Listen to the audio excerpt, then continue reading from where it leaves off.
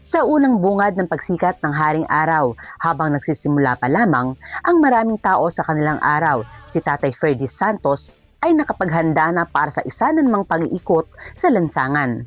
Sa loob ng 37 taon, taho ang naging pangunahing hanap buhay ni Tatay Freddy upang maitaguyod ang kanyang pamilya. Hindi naging madali ang kanyang hanap buhay, lalo na kapag malakas ang ulan na naglilimita sa kanyang pag-iikot at nakaaapekto sa kanyang kita. Pagka wala akong ulan, walang kita, pasilong-silong. Pagka umabot ng alas 12, lalim kwenta pita ko nun, hindi po makapaglako nun. Iuwi na lang, yun po yung magiging tubo ko.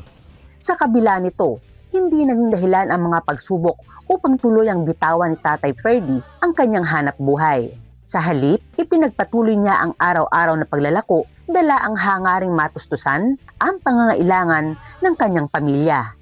Makalipas ang ilang dekada, naging bunga ng kanyang mahabang pagtitiyaga ang pagkakapagpatapos sa kolehiyo ng dalawa niyang anak. Masaya din, parang nabulutan ka ng hindi ka pa kasalan pa. Wala ka ng inintinding pag-aaral ng mga bata.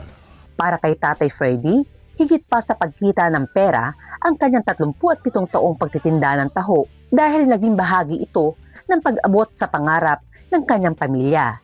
Sa paglipas ng mga taon, natutunan na rin niya ang pagluluto at paggawa ng taho.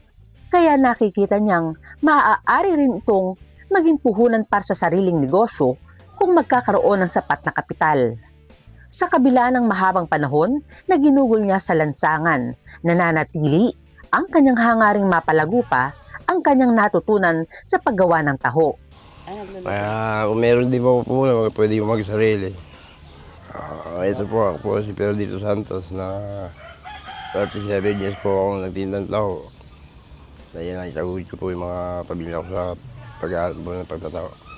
Kinararangal ko din po itong paninda namin nito kahit ganito lang. Nakakaraos po sa buhay. Sa bawat pag-iikot ni Tatay Freddy, hindi lamang taho ang kanyang dala, kundi kwento ng 37 taon ng sipag at tiyaga. Sa bawat takal, bitbit niya ang marangal na paghahanap buhay na naging daan upang maitaguyod ang kanyang pamilya at mapagtapos ang kanyang mga anak.